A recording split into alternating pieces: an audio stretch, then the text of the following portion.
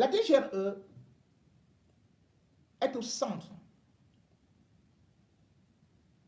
du crime crapuleux de Martinez Zogo. Ce n'est pas un accident, puisque la DGRE est impliquée dans beaucoup d'autres assassinats. Justin Danoué, qui est passé à table, a bel et bien reconnu également que la DGRE est impliquée dans l'assassinat de Monseigneur Benoît Bala. Et ça, nos enquêteurs sont en train d'étouffer ça. Parce que le peuple attend. Et finalement, le peuple a oublié. Pourtant, l'assassinat de Monseigneur Benoît Bala, 58 ans, a aussi fait beaucoup de bruit. Avant de venir à l'assassinat de Monseigneur Bala, je vais expliquer aussi pourquoi est-ce que la DGRE est aujourd'hui découverte, mise à nu. La DGRE est mise à nu parce qu'il y a des conflits internes. Paul Biya, après l'assassinat du journaliste Bibi Ngota, a nommé Maxime Ekweko. Il faut savoir que depuis l'indépendance, la DGRE n'a connu que 5 directeurs. Donc, le plus connu, c'était Fauchivé. Sur ces 5 directeurs, ce sont uniquement des policiers. Un seul a été gendarme ou a été de l'armée. C'est-à-dire que le général Angwa. Tout le reste, ils viennent de la police.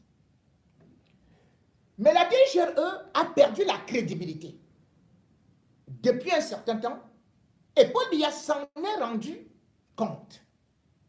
Pourquoi? Parce que la DGRE a été infiltrée par Laurent Messo, par Jean-Pierre Moubelinga et aussi par lui Paul Moutazé. Puisque l'épouse du directeur de la DGRE, l'une des épouses du directeur de la DGRE, elle-même, elle a été promue comme directrice au niveau du ministère des Finances par lui Paul Moutazé, qui d'ailleurs vient encore de l'élever au rang d'inspectrice. À partir de cet instant, on savait très bien que la DGRE ne pouvait plus faire un certain nombre de comptes rendus vrais parce qu'il y avait déjà un plan. Alors, Ekweko Maxime, se sentant menacé et sachant que ces rapports n'étaient plus lus, malgré le fait que même Bondayolo qui est arrivé hier voulait que cela puisse se faire. Mais Paul Biya prenait ça et mettait dans les tiroirs. Parce qu'il savait qu'il n'y a pas beaucoup de vérité, mais qu'il y avait beaucoup de manipulation. Mais Ekweko a commencé à faire le ménage. Parce qu'il ne voulait pas que Paul Biya puisse prendre autour de lui ceux qui étaient aussi compétents ou qui avaient presque le même grade que lui. Et d'ailleurs, il va commencer donc à chercher à se débarrasser d'un certain nombre de personnalités, parmi lesquelles Elon James. Parce que quand Ekweko arrive, Ekweko va trouver, il va nommer Elon James comme directeur des opérations. Bien évidemment, il est de la police. Mais il va constater que Elon James a un réseau avec les Israéliens. Et que c'est quelqu'un qui est prêt à mettre les mains un peu partout dans le cambouis.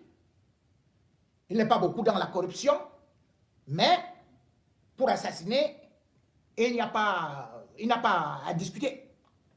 Pour des missions, il est là.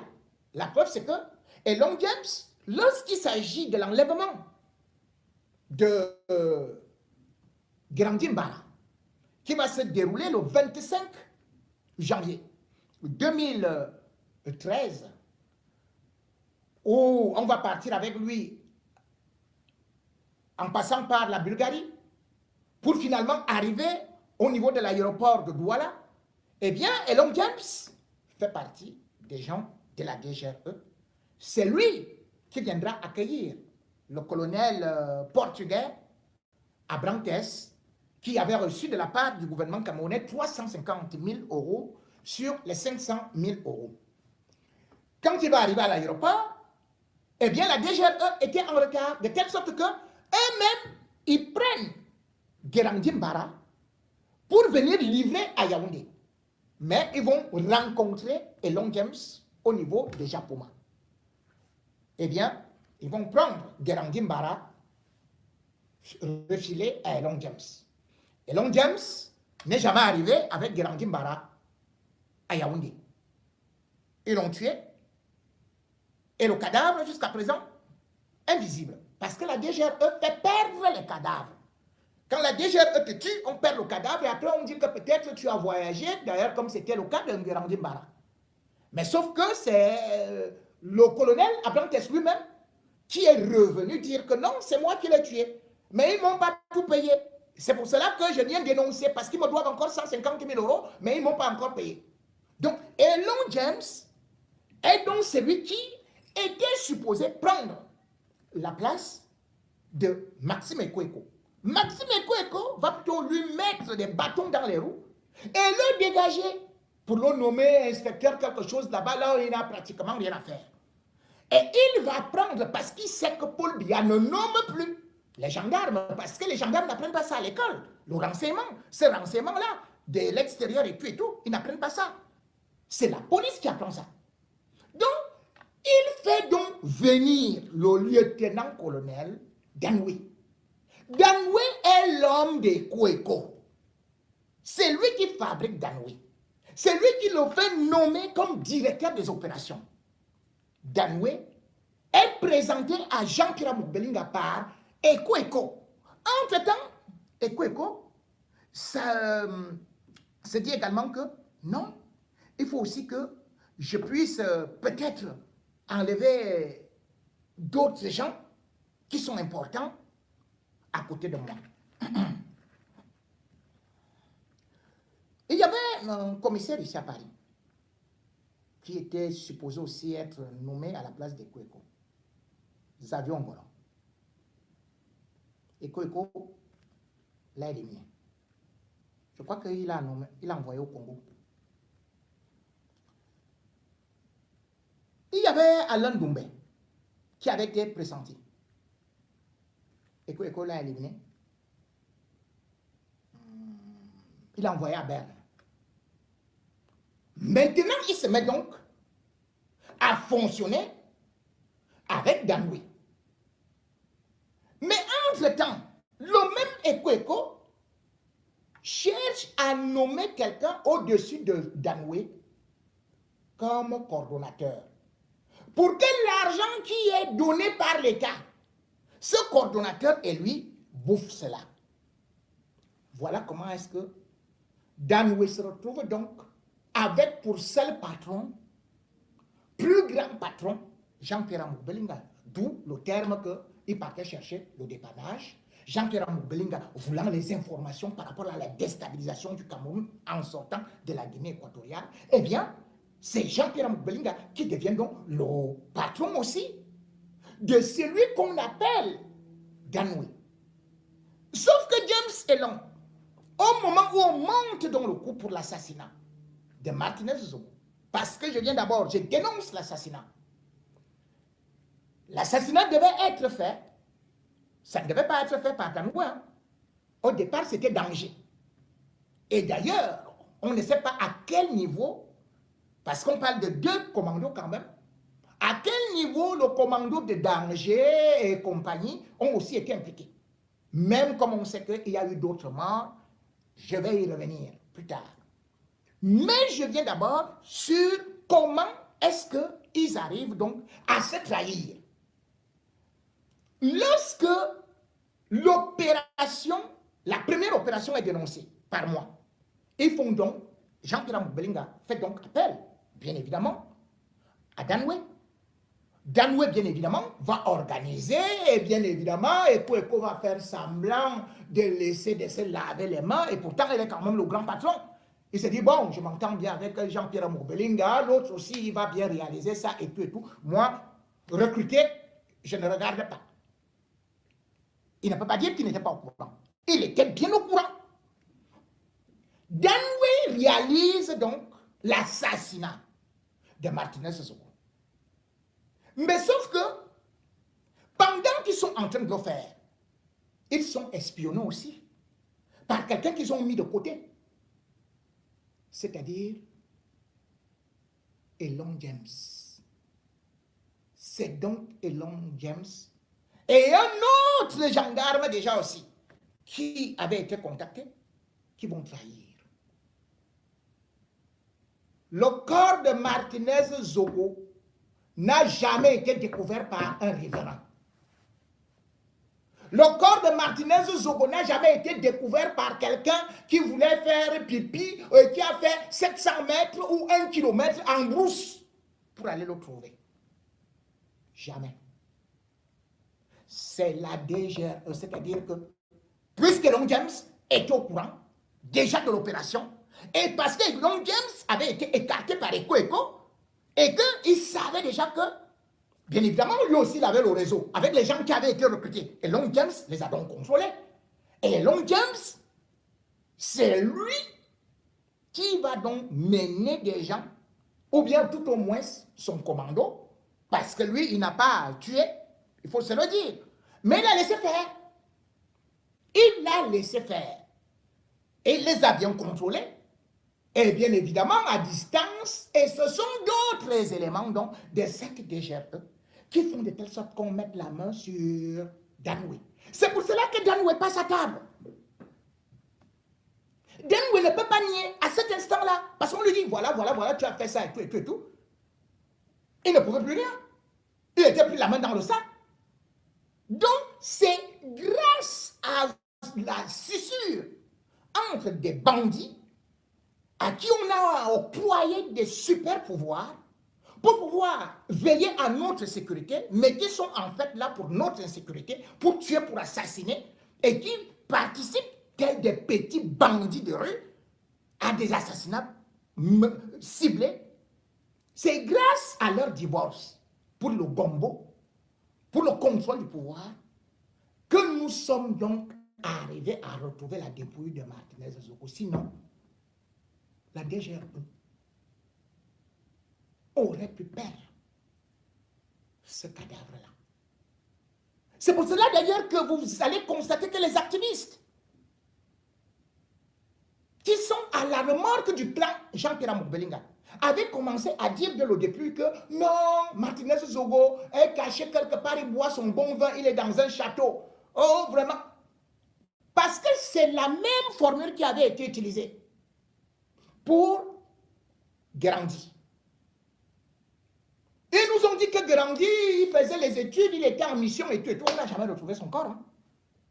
Et vous connaissez, c'est la même formule qui avait été utilisée pour Monseigneur Bala, Benoît. Sauf que vous allez retrouver les mêmes intérêts. Parce que quand on assassine Martinez Zogo, il est en conflit avec Jean-Pierre Moukbelinga. Il est en conflit avec lui, Paul Motazé, donc avec Laurent Esso, avec tout ce monde-là. Et quand on assassine également Monseigneur Benoît Bala, nous sommes dans l'année du 30. Je crois que nous sommes... oui. 30 mai. 30 mai 2017. C'est là où ça va se passer. Pourquoi? Parce que il faut savoir que Monseigneur Benoît Bala, drôle de coïncidence, il est né en 1959 à 20 par Mbankoum. C'est-à-dire que, ayant aussi des intérêts divergents avec à Mugubelinga, qui est du même département, du même arrondissement, des voisins. Et lui aussi s'apprêtait à faire de grandes révélations, comme Martinez Zogo.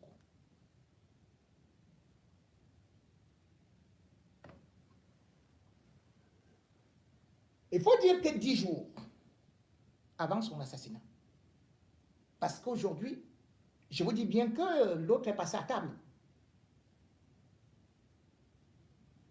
C'est-à-dire que Danoué, 10 jours avant son assassinat, le recteur du petit séminaire de Bafia, Ulrich Jamel, a assassiné.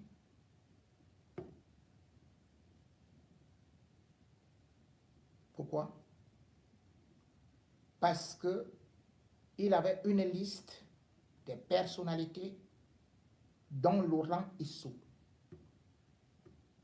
impliqué avec d'autres dans ce qu'on peut appeler la pédophilie et les rapports homosexuels avec les jeunes étudiants.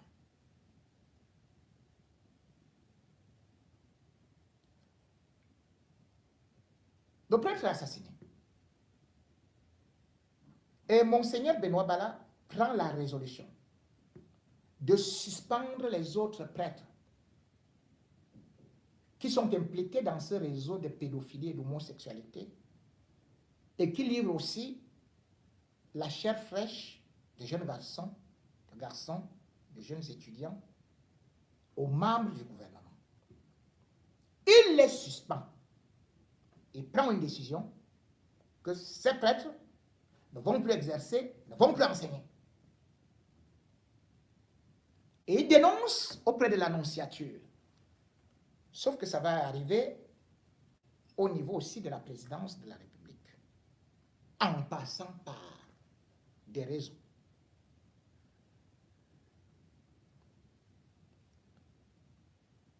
Et il va donc recevoir un coup de fil que le chef de l'État a décidé d'ouvrir une enquête.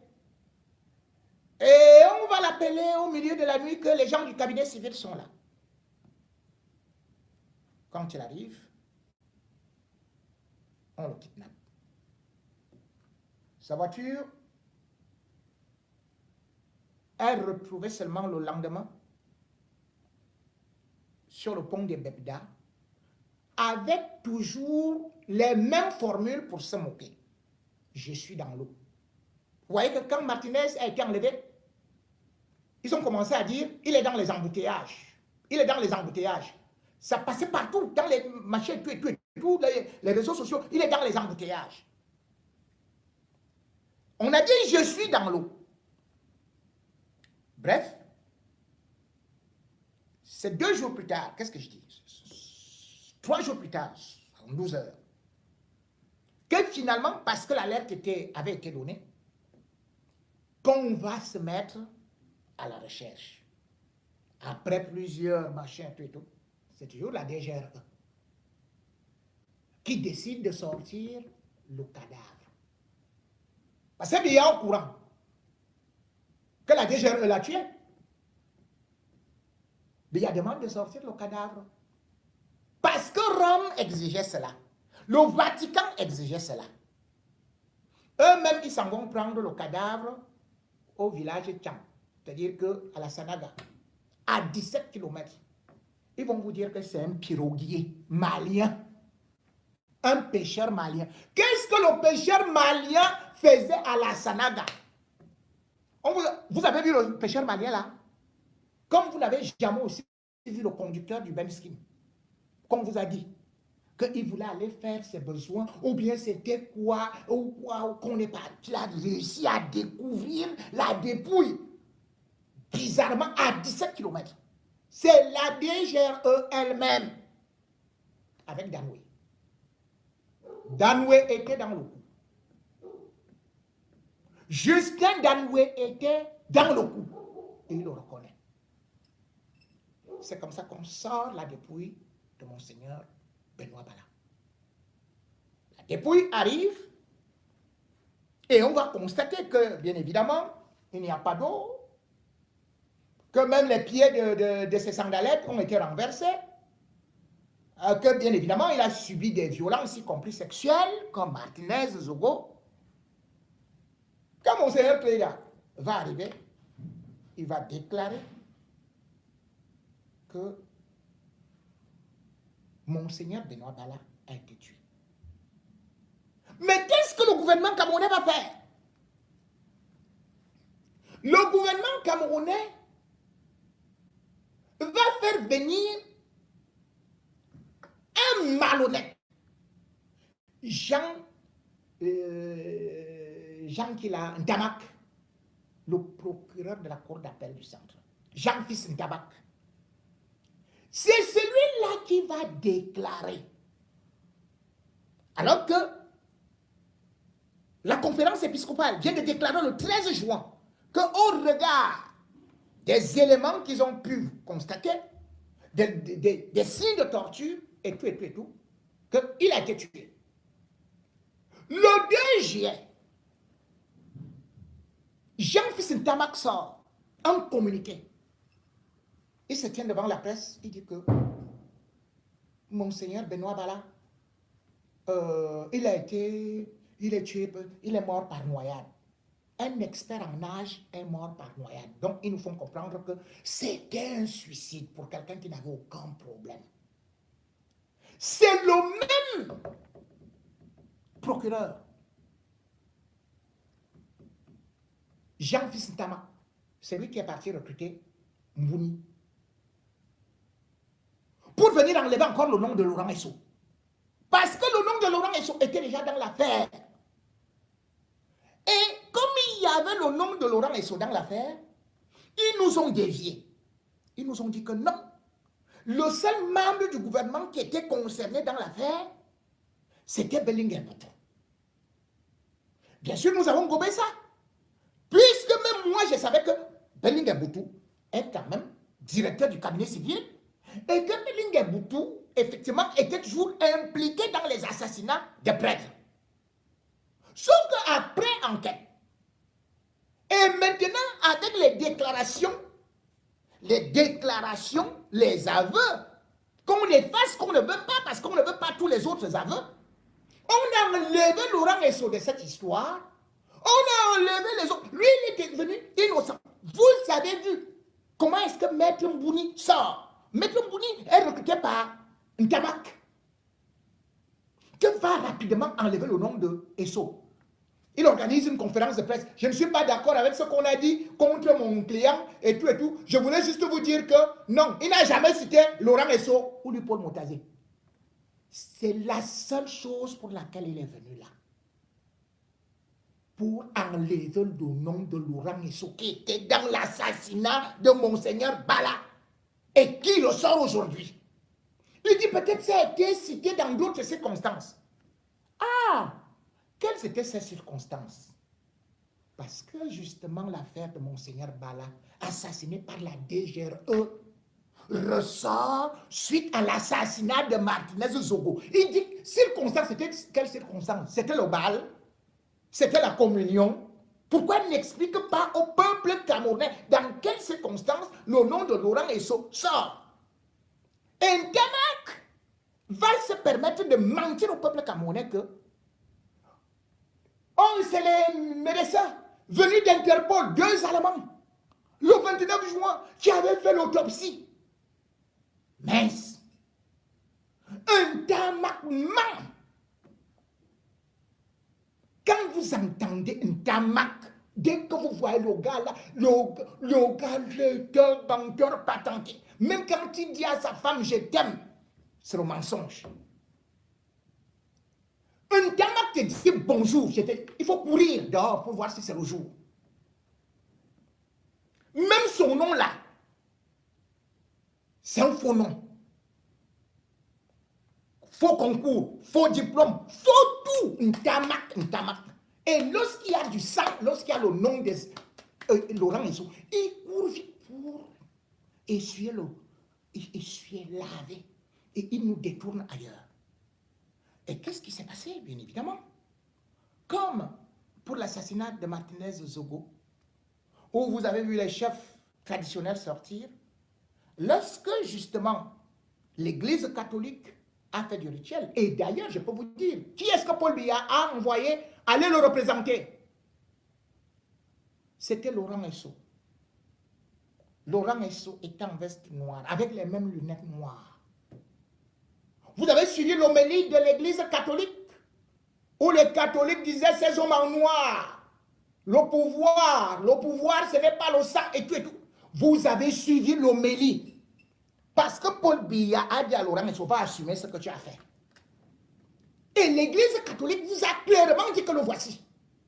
Voici l'assassin de Monseigneur Bala. Laurent Esso. Mais c'est parti comme ça jusqu'au 28, le 28 août 2017. La tombe de Monseigneur Benoît Bala.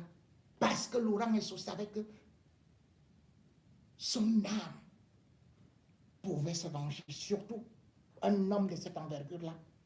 On est parti verser du sang, faire de la sorcellerie, des rituels magiques pour l'anéantir à jamais.